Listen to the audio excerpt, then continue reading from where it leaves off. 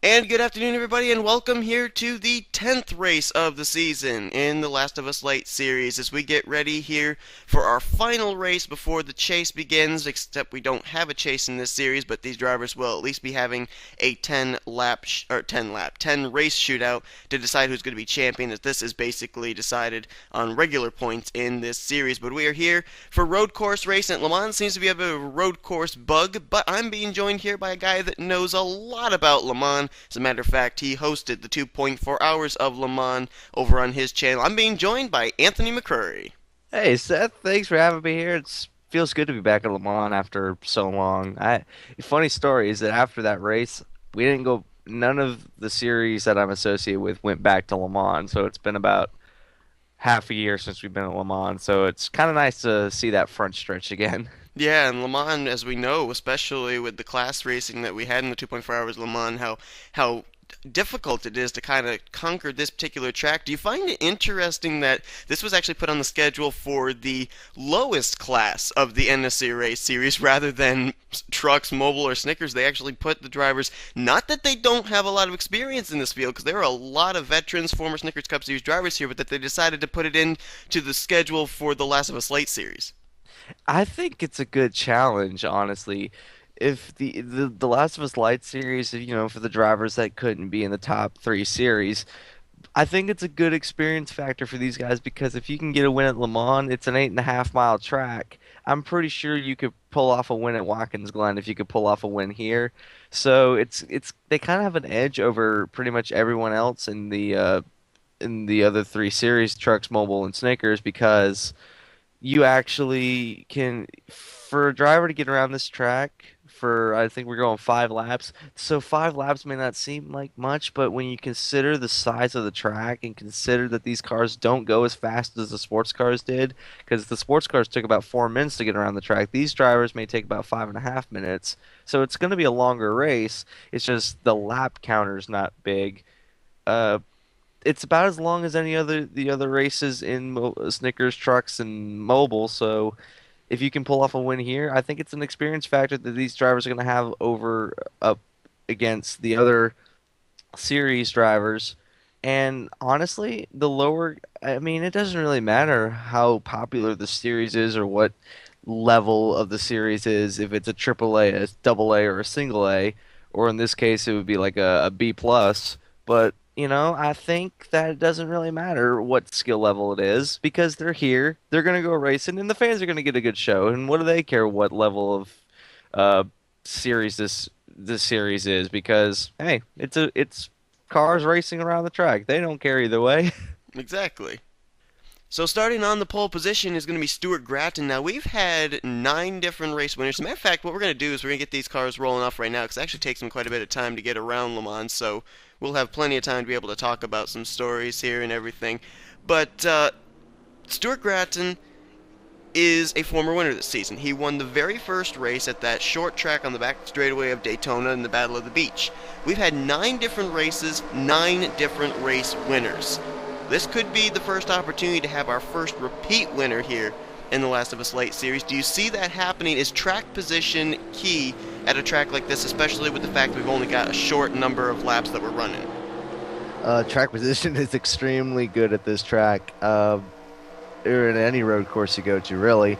Because, well, when you get the good track position, that means that you're going to have to not deal with so many cars at the back. And I've noticed that when you go into some of these corners, everyone's at the same time, and then everyone's going to stack up, and it's going to be extremely difficult to get around some of these drivers towards the back. So starting up front, you not only have the advantage that you're starting up front, but you also have the advantage that when someone hits the brakes in front of you, there is no one in front of you. So you can just, run your lap, run your pace, and you really don't have to worry about whoever's in front of you and have the possibility of running into the back of them. So starting up front is definitely a good thing, especially with how long this track is, because you hit Mulsanne, which we are on right now, and you can get up to about Atlanta Motor Speedway speed or even California speed and then have to break down to about 40 miles an hour to get into the chicanes. It's going to be treacherous towards the back of the field. And you mentioned the chicanes here. I mean, these guys they're going to be starting double wide. I mean, we've seen what happens when we had the green flags to start off the different segments for the 2.4 hours of Le Mans. When they start double wide, especially if they are able to keep it double wide racing, when they get to this chicane, this is not a wide chicane. This is very typical of like a Watkins Glen chicane. Not a whole lot of room, and if someone makes a mistake, it's going to cost a lot of drivers a chance at a good finish. It's two bus stops glued together by a front stretch. Well, I say a front stretch, but right here, I mean, this is one of them. It's basically a Watkins Glen bus stop that's glued to another straightaway, and then that's glued to another bus stop. So first you make a right hand, and then you make a left hand bus stop, and then you have and the speed that you're traveling down in there, it's slightly faster than Watkins Glen, and you have to get slowed up faster because unlike at Watkins Glen, there's a little short chute in the bus stop before you actually get to the carousel. But here it's a huge rundown into the chicane. It's a right, immediate left, immediate right, and then you can ride it out back onto the second part of Mulsanne. Get into the next chicane, you have to go left, right, left, and have to make a little bit of a right to go down into the run down to the Mulsanne corner. And the speeds you're traveling, I can't exaggerate enough that these speeds in these cars, I'm a little bit skeptical. I know these are stock cars, but I haven't seen these guys race or qualify or anything. So I'm a little skeptical on how these brakes are going to hold up. And I'll tell you one other thing too that more than likely with the kind of racing we're probably going to see today, we aren't going to focus as much on, but we do have to keep in mind is the point standings coming into this race are actually quite tight. Skylar Johnson has the points lead, but only by 3 points over a two-way tie for second between Nick Barney, Harrison Ponder, then only 9 points back to Morgan Grempler, and then only 12 points back to Ty Dent. If someone makes a mistake here, it's a possibility that somebody else can really capitalize here in the fact that there's no caution flags in this race, no going back if you make a mistake, and we could have ourselves a new points leader heading into the chase portion of the season, even though these drivers don't have a chase. Yeah, I know. I mean the points coming in, they're close. We can't shrug off the points in the entire race because this is one of those races where, say, a good driver up at the front of the points has a bad day. When someone at the back of the points has a good day, I mean, that could shake up quite a bit. So, especially with the no cautions like you mentioned, I mean, you spin out on this track and you get stuck and you have to go back to pit road. That's a long way. Yeah. The worst place to have an accident is right after you cross the threshold of the pit lane entrance, because then you have to go all the way around just to get back to pit lane. And that is the worst spot to have an accident. So the ideal place to have an accident is about a couple turns until you get to the pit lane. Anything after that, it's a long trek back to pit road. yeah, I mean, I remember co-commentating with you in the 2.4-hour Le Mans, and there were a couple of occasions where a driver wrecked just after the start-finish line. And this track, it's so long, and with a damaged race car, we actually had the leaders encounter that car again before that car had even reached pit road. So you're right, it's a terribly long track, and it kind of also can mess with the psyche of a driver too, the fact that it just takes so long for them to get to pit road if they're in a damaged race car. So we're going to have to see what's going to exactly happen here. Stuart Gratton, Crystal Reed starting on the front row here. The question is, though, where is the best place to be? Do you want to be at the front? Do you want to be in the top 10? I mean, it's going to be interesting to see because we've never seen these kind of cars race here at Le Mans before. Exactly, and every time we've seen cars race here, it's always been class racing. We've only had maybe at maximum 13 cars per class, so it's like 4 individual races with only like 13 cars. Exactly, it kind of spread itself out in a way. Yeah, it did. I mean, after a while, from this camera shot alone, you can see the sheer amount of cars we have, and they're all racing for the same win. Unlike in the sports car race, they were all competing for 4 different wins, which would have been C5RX, MG1, MG2. They're competing for 1 win here, so that's going to mean that people are going to make more desperate moves on cars running further up than anyone else. It's just going to be one of those races where we don't really know what's going to happen until the green flag drops. And once the green flag drops, I think it's going to be one of those races that you're going to want to watch over and over and over and over. It's kind of like Thornton. This track is a shorter version of Thornton. Yeah, in a way, I think you're right. Except the only thing I think that's different about this track and Thornton, Thornton, I think, is a track that's a road course built a little bit more on the concept of speed. You don't have quite as many hard and difficult turns to have to maneuver. This track seems to be more about precision, except for, of course, the yeah, I can't even think of what it's called. Mulsanne Straight. Mulsanne Yeah. Straight, yeah. That's kind of more speed, even though you do have, of course, more precision when you go into the chicanes. But we're ready to turn them loose for 5 laps of racing. No cautions. It's basically do or die here as they head down into the very first corner, and they are still side by side for the lead. That looked like the 2.4 hours of Le Mans start almost. Everyone kind of spread out towards the back, but they are right tight up to the front, and that looks so one's wide. Ooh, Crystal Reed going a little wide in that corner. That's going to allow Stuart Gratton to go to the point.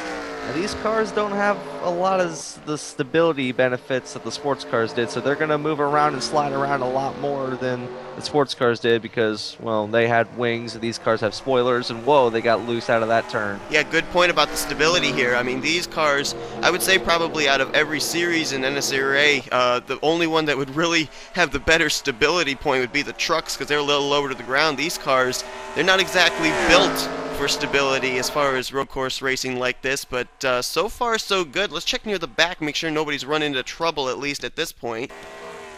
Oh wow, the points leader Skylar Johnson's got some damage actually. She's way back here, but she may be able to continue.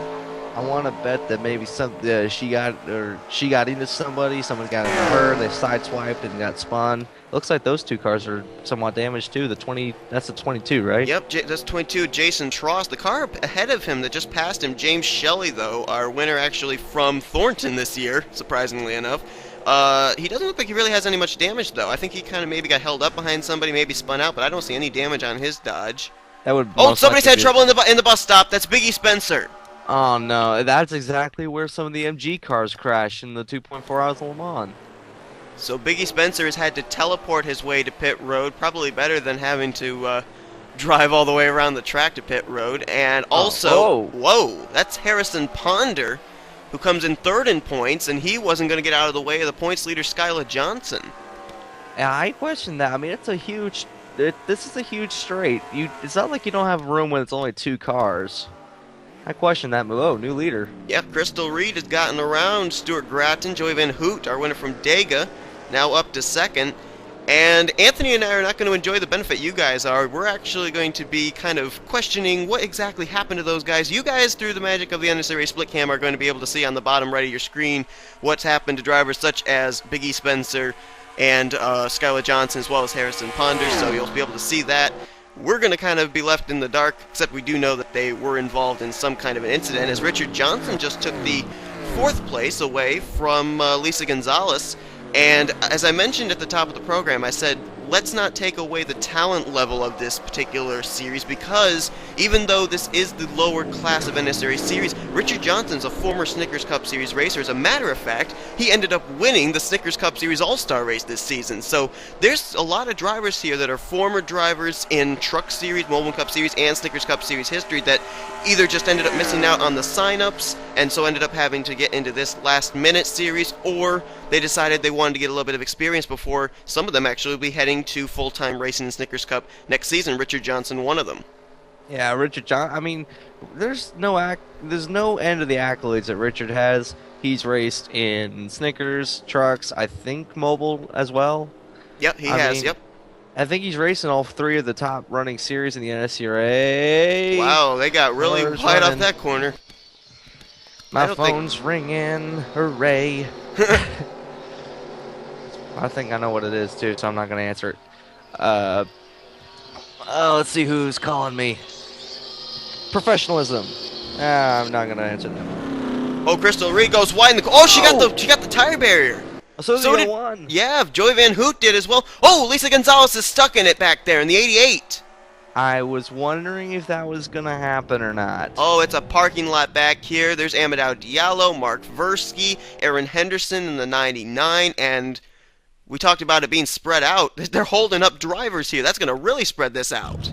And like I said, that is the worst spot to have an accident.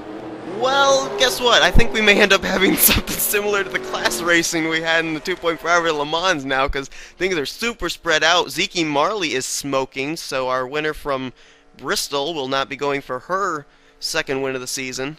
I want to bet that she either hit something or maybe someone hit her or the engine just exploded. I don't know. I don't know either, but I'm seeing a trail of smoke out of the back of Chris Louvier.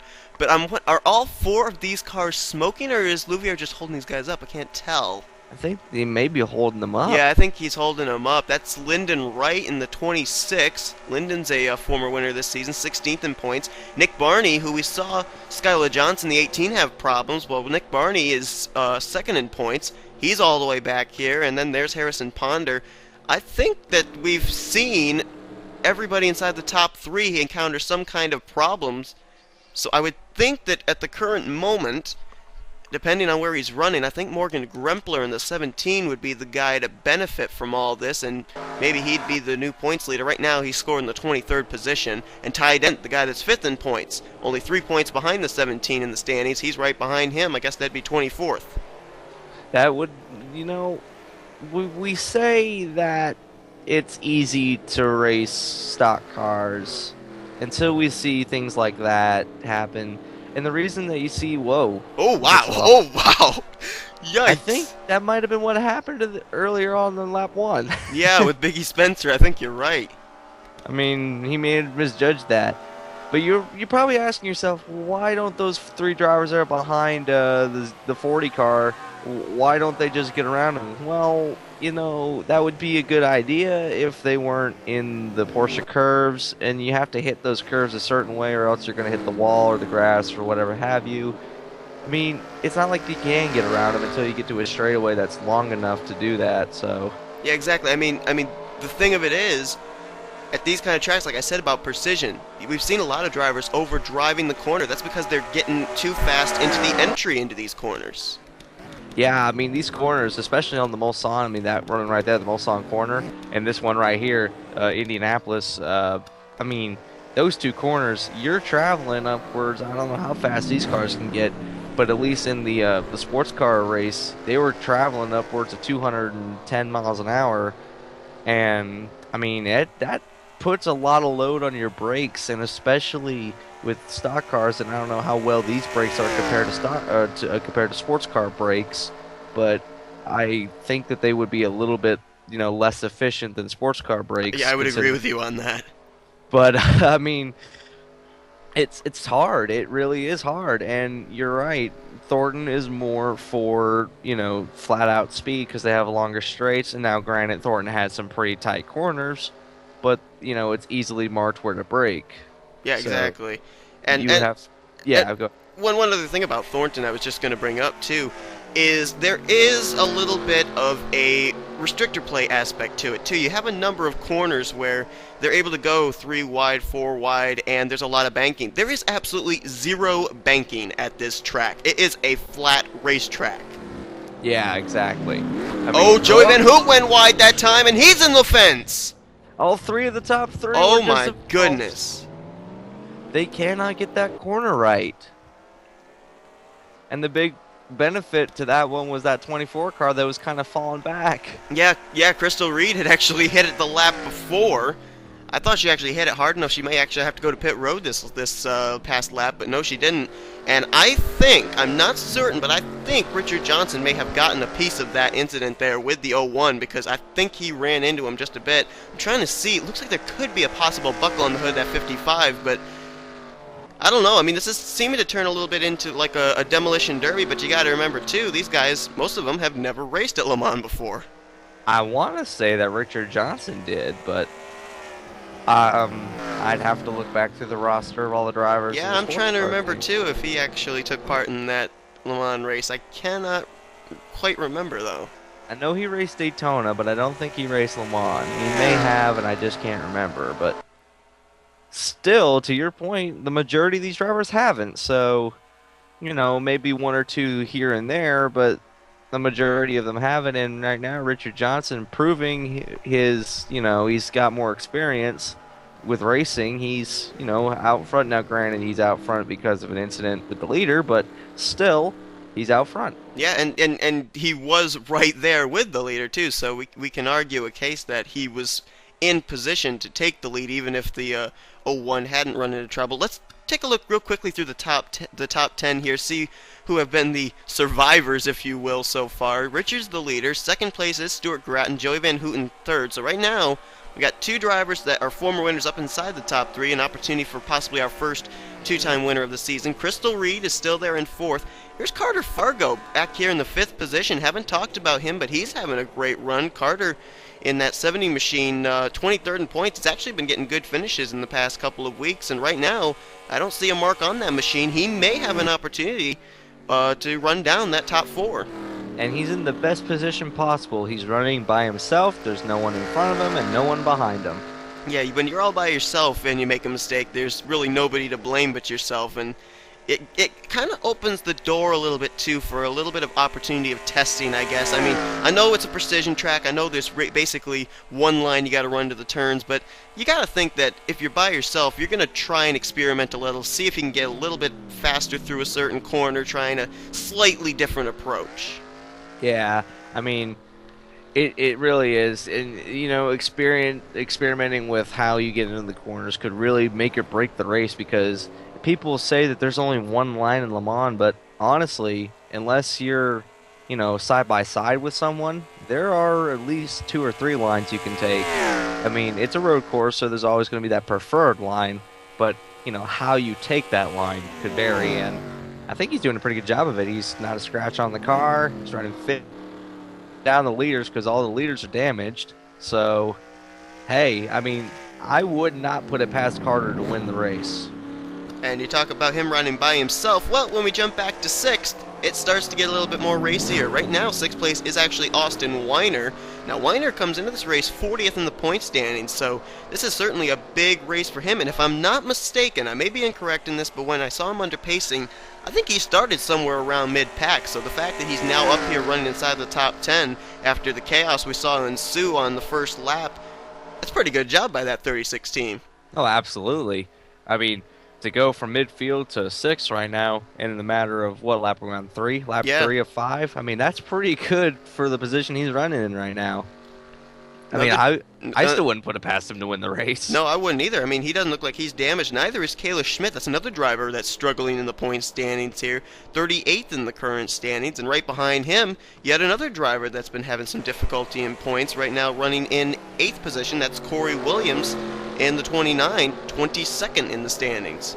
Now, will pit stops have to come into play? Yeah, I'm not certain. I don't think I had pit stops actually turned on for this race, as we got a battle here for the lead. Richard Johnson had it. Joey Van Hoots right all over him for it. I think that buckle on the nose may be playing havoc with the 55. It could. I mean, when you think about it, the 01 hit those barrels with the driver's side of the door. Now, normally, that doesn't quite really mess up the aerodynamics on the car too badly.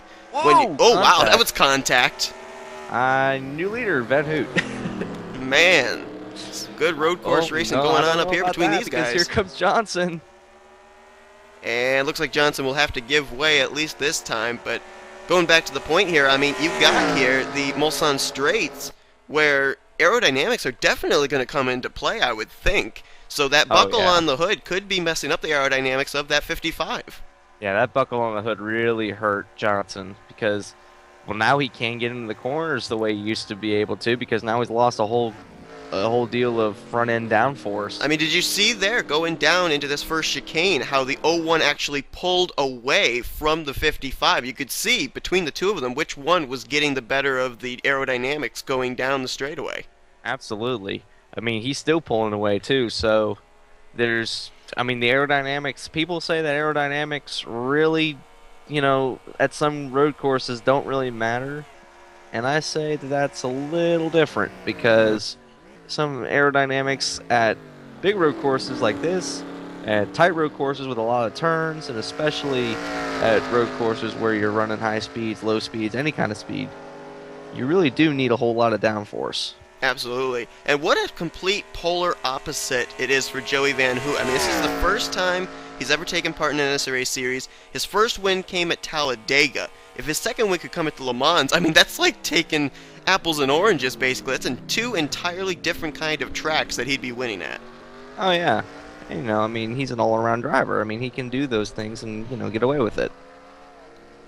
As we're going to try and see if we can find out what the possible battle for the points lead is now. Skyla Johnson, we saw her encounter trouble early, but I think she's still running. She's currently in the 22nd position, so if she's able to stay there, she'll salvage a rather not too bad a finish. I mean, 22nd isn't exactly considered good, but when you've wrecked on the first lap and there's no caution to be able to rebound from, I mean, 22nd's not going to be that bad a finish. Is it just me, or is this race, this landscape, looking like we're in the 2 hour and 39th minute of the 2.4 hours of Le It Mans? somewhat does, you're right, but we do have a little bit of something happening here. Nick Barney, second in points, out of the race. So one driver's bit the dust. And Morgan Grempler, now let's see, Morgan came into this race 3 points behind Skyla Johnson. He's up to 15th, so he right now, I believe, would stand to be the new points leader heading into next week's event. These guys have not broken each other's grip forever. These guys have stayed right with each other, and they're actually keeping it pretty clean too. And I think this is the group that was actually caught behind, I think it was Lisa Gonzalez, that wreck over in the final corner there when they were all just kind of stopped on the racetrack waiting for an opportunity to get going. And these drivers are just outside of the top 10 right now. Benjamin Miles, Luis Hernandez, Nick Pericles, Zach Rogers, and others. Yeah, I mean, that could hold up kind of hurt them, but hey, if they were still up there, they'd still be battling for the lead. And I mean, with the way that the leaders crashed, I think that one of these drivers would be in the lead right now. Well, here's the interesting thing. If you look at it, as the white flag's actually been displayed, and Whoa, Richard Johnson, around. I think the 01 got the wall again. So this changes everything. Does Van Hoot have enough time to catch back up to Johnson? I don't know. I mean, it all depends on how bad his damage was, but going back to what I was going to quickly say, the cars that are back from 11th on back, they were the cars that were stopped. You'd think that with the harder racing, with them all bunched up together, there'd be some wreckage going on between them. Their cars looked a lot cleaner than the leaders' cars did. Exactly, but you see, you gotta think in the mentality of these leaders, they're fighting for the lead of the race and a possible win. Those drivers are kind of running and hoping to get a good finish after getting held up. But I'd still be fighting for, trying to run down the leaders. But I think that with the lead that Johnson's got right now, it's going to take a catastrophic screw-up for him to not win the race right now. Well, I'm not wanting to jinx Richard, but it's kind of interesting. You think about it. What if it actually came down to that final turn? I mean, we've seen drivers mess it up constantly, and Joey Van Hoot has actually been in the lead twice and messed it up. Richard Johnson's got to make sure that is the one spot he does not mess up here, because yes, Joey Van Hoot is a ways back, but we've seen when a driver hits that barrier, they lose so much momentum that, it could bring Joey Van Hoot right back there, and we could maybe have some kind of a photo finish here at Le Mans or something. Oh, yeah. I mean, that's not out of the question. I mean, you think back to the last event that was run here in the NR 2003 community, and that was the 2.4 hours in Le Mans. In the MG1 class, it came down to 3 cars, and it did come down to that final corner. And, Mary Cole just was able to hold on to it. So, I mean, the final corner is the deciding factor. Those 4 chicanes, they are the deciding factor in some of the racing going on here. So I wouldn't put it past it to be the deciding factor in this race if, Richard can hold on and the engine doesn't explode. Right now, it is basically going to be a 2-car battle. The third place car is nowhere to be seen. As a matter of fact, it's almost turned out to be the second place car is nowhere to be seen. That car may be more damage than we expected, because Joey Van Hoot's actually starting to completely disappear even out of the same camera shot as Richard Johnson. It does look like the endurance race, doesn't it? It does. Everything's so spread out and everything. Yeah, I mean, how big was the lead that what's his name had when he won the C5, got the Jaguar I think it driver. was something like 12 seconds, wasn't it? Yeah, he had a huge lead. And right now So we're kind of looking at that same thing here with Richard Johnson. He just got yeah, to this basically hit his marks. I don't think if I were Richard, I don't think I'd be driving these corners too terribly hard. I mean, yeah, you wanna, be full speed and finish the race that way, kind of hype up the excitement, but I mean, you also want to make sure you're going to get that car across the start finish line in one piece. I think he should race his normal amount of intensity up until the final corner and Yeah. then like coast it through the finish line. Yeah, I would agree with you on that. I mean, Joey Van Hoot is still there. I just saw him, but he is quite a ways back. I'd say he's probably about 6 or 7 seconds back from Yeah. Richard right now. But right Final now, time we through the stand to Porsche have an curves. opportunity for 10 different races, 10 different race winners if Richard Johnson can bring this thing home.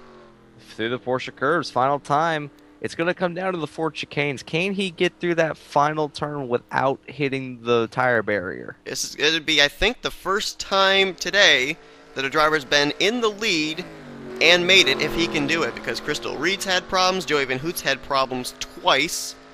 Let's see if he can make it through these final turns here and pick up his first win of the season here in the Last of Us Lite series. He's coming here towards those barrels. Oh, he's going to slide wide. Oh, He is! whoa, he did it wide. Oh, he got a piece of him, but he kept it going. Nice! And he's going to finish the race and win it. Richard Johnson's going to pick up his first win of the season. Looks like Jake Baskinger had to teleport to pit road at some point here. And Joey Van Hoot, uh-oh, Oh, he spun around. get it fired up. Does he have enough gusto to get to the line? Yes, he does. And it was close, too, because here comes Wow. Zachary Chambers. He'll get third. Uh-oh, Kayla Schmidt. Oh! Oh, I that think thing- Corey beat him. I think Corey got fourth. Schmidt Holy- gets fifth. Reed's going to get sixth. Wow, we need to watch this final Uh-oh, corner. uh-oh, uh-oh. We need to Samuel watch this. Light. Well, Samuel just threw away a 14th. I think he just threw away a top 10. He's going to be 12th. Pericles just got 8th, or no, 7th. Rogers 8th, Sosnowski 9th, and Mongold got 10th. We need to watch that final turn. Holy cow. You have like a fixed camera in the final corner just to see who can make it or not. There's Ty Dent. He got a piece of the wall. He keeps it going. Oh, Matt Olsner! Oh man, that's smoking. Yeah, that car is stuck there, too. Oh, man. Oh, both cars are. That's going to be bad for the guys coming up behind them. Oh, boy. Stuart Gratton. He dropped I don't back think a he- lot, did the 6. He's going to I finish don't way think back he here. cared. He just went through it. Get out of my way. Hey, excuse me. The finish line's right here, and you're in my way. Boop. Oh, and there's Oh, Benjamin Miles. That was the guy that was leading that pack of cars not too long ago. He's coming He to pit. just went pit road. Yeah, but he crossed the finish line. Yeah, it counts. I don't know where they're going to score him in. It looks like they're scoring him 21st. Not bad. Luis Hernandez going to cross the stripe. I think he gets 30. Oh, so Weiner fell back. 22nd. Something must have Yeah, he happened. did too.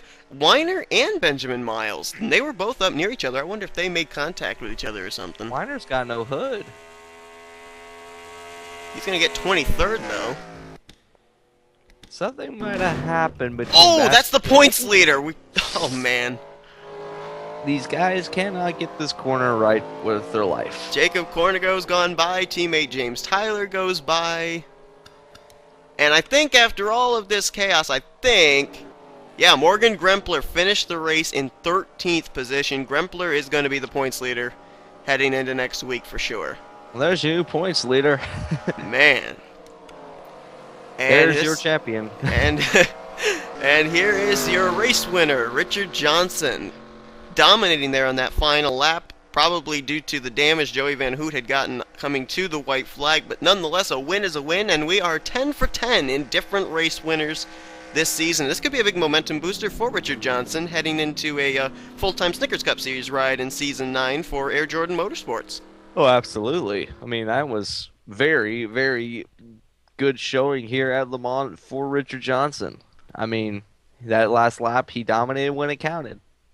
So, no doubt about it, Le Mans definitely going to be a point shaker.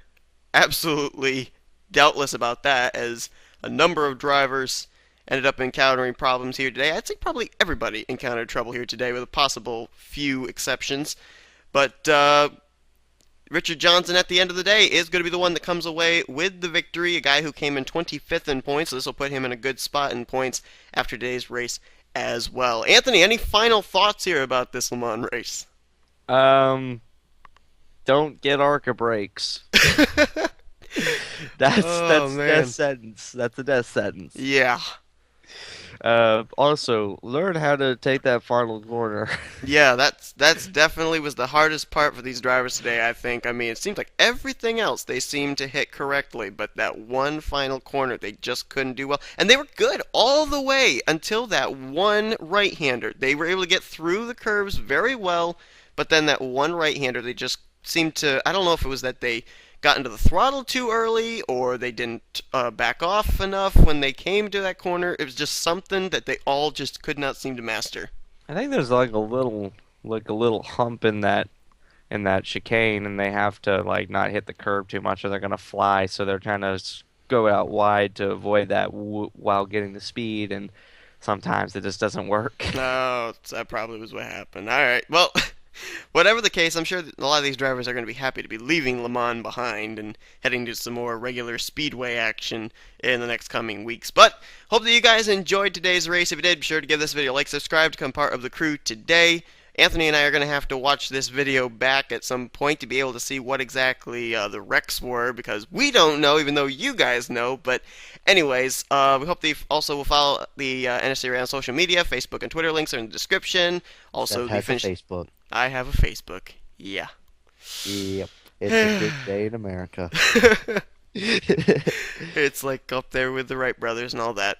Oh yeah, it's like a national level. It's like, it's like Obama and Ebola. Yeah. Wow. That's quite a Yeah. combination. Okay, so anyway, the official finishing results and points will be after this video, and be sure to also subscribe to Anthony McCurry's channel, Silver Machine 9000. Link to his channel is also in the description. Be able to head over there. As a matter of fact, if you guys don't know yet, the Oreo Truck Series will be under Anthony's supervision next season, so Whoop, whoop. yeah, you'll be Yay. able to have Anthony's commentary on those, and so hopefully you guys will enjoy that, and that's going to be quite. Professionalism. Oh yeah, To which we have none. yeah. I think you stole that line too from Ralph Mason, but okay. Well, Ralph left the community, so Yeah. So it's in the it's in public domain now. Yep.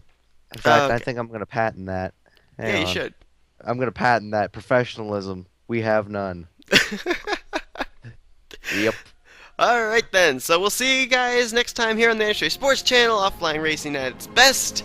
Anthony can end it with a random thing. Let's do.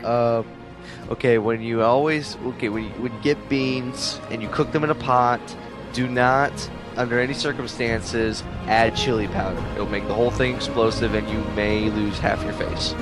I put chili powder on my beans and I'm still alive. You're not human. Bye, everybody. Adios.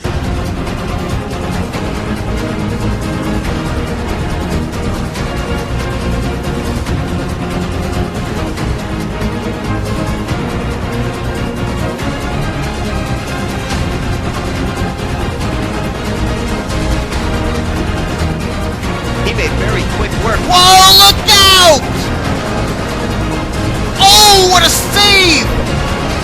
Dougie Shears just got turned by the lap machine of Charles Sanford, but now he's got left side damage. But he still opens up his distance. He still keeps a distance between himself and second place with Curry. But all that ground he gained, he just lost right there. But what a save!